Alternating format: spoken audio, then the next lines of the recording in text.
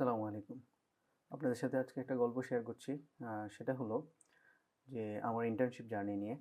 বাংলাদেশে এমবিবিএস পাশ করে BMDC registration পেতে হলে আমাদেরকে বাধ্যতামূলক ৩টা সাবজেক্টের উপর ইন্টার্নশিপ করতে হয় বা ৩টা সাবজেক্টের অধীনে ইন্টার্নশিপ করতে হয়। তো তার মধ্যে একটি সাবজেক্ট হলো অবস অ্যান্ড গাইনি বা যেটাকে আমরা গাইনি এবং প্রসূতি বলি। তো এই সাবজেক্টে ইন্টার্নশিপ আজকে বলতে পারেন যে আমার মোটামুটি ইন্টার্নশিপ শেষ।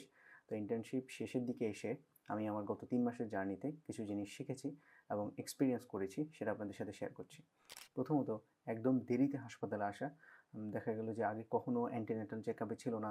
৯ মাস ধরে বাচ্চা গর্ভধারণ হয়েছে, কিন্তু এর মধ্যে কোনো ডাক্তারকে দেখানো হয় নাই, কোনো পরীক্ষা-নিরীক্ষা কিচ্ছু করা নাই।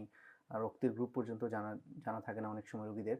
তো এই সমস্ত ক্ষেত্রে যখন একদম টার্মিনাল অপশনে আসে, অনেক ক্ষেত্রে ডাক্তারদের হাতে অনেক কিছু থাকে না। তো এইজন্য আপনাদের প্রতি পরামর্শ থাকবে যে কখনো একদম টার্মিনাল সময় পর্যন্ত অপেক্ষা করবেন না। বরং আমরা যেটা বলি আরকি, WHO বা ওয়ার্ল্ড হেলথ অর্গানাইজেশন এর গাইডলাইন অনুযায়ী অন্তত ৪টা অ্যান্টিনেটাল চেকআপে যাওয়া উচিত। তো এই ৪টা অ্যান্টিনেটাল চেকআপে গেলে কিছু পরীক্ষা-নিরীক্ষা থাকবে, ব্লাড গ্রুপিং থেকে শুরু করে রোগীর RBS, এরপর প্রেশার, এগুলো সবকিছু একটা ফলো আপের মধ্যে থাকবে। তো এটা থাকলে দেখা যায় যে রোগী আসলে অনেক বড়সড় বিপদের হাত থেকে বেঁচে যেতে পারবে। দেন সেকেন্ড যেটা এক্সপেরিয়েন্স করেছি সেটা হলো যে অনেকেই আসলে হাসপাতালে গেলে সিজার করানো লাগতে পারে, এই আশঙ্কা থেকে, বা বাংলাদেশে একটা প্রচলিত মিথ রয়েছে। তো এই মিথের আশঙ্কা থেকে দেখা যায় যে বাসায় ডেলিভারি করার চেষ্টা করে, যেটা আসলে খুবই ঝুঁকিপূর্ণ। কারণ বাসায় আসলে ওরকম প্রশিক্ষিত ডাক্তার অথবা দায়ী নার্স কেউই থাকে না।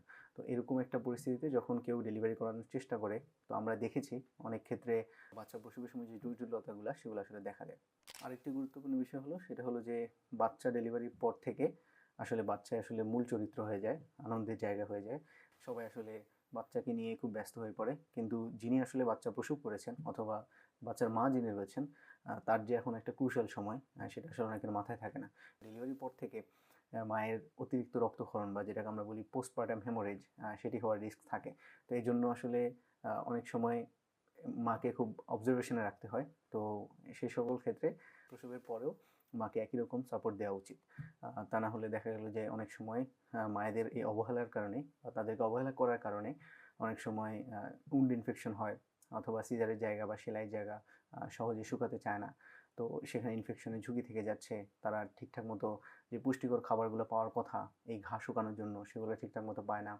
বা তাদের যদি এরকম হয় যে পোস্টপার্টাম হেমোরেজের একটা চান্স থাকে, তো সেই সমস্ত ক্ষেত্রে যেই ফাস্ট রেসপন্স করার কথা, অর্থাৎ বিভিন্ন ওষুধপত্র আনা নেয়া, রক্ত ম্যানেজ করা, এই সমস্ত কেসে দেখা যায় যে যথেষ্ট অনাগ্রহ থাকে আর কি। তো আপনারা চেষ্টা করবেন এই ধরনের কেসে বাচ্চাকে যেমন গুরুত্ব দিচ্ছেন, মাকেও যেন সমান গুরুত্ব দেওয়া হয়। সর্বশেষ যে কথাটা বলবো সেটা হলো অবশ্যই মায়ের রক্তের গ্রুপ জেনে রাখবেন এবং মাকে অন্তত ১ ব্যাগ রক্ত দেয়া যায় এরকম ডোনার ম্যানেজ করে রাখবেন। প্রয়োজন হলে যাতে খুব দ্রুতই ডোনার নিয়ে এসে রক্ত ম্যানেজ করে মায়ের জন্য ব্যবস্থা করা যায় আর কি।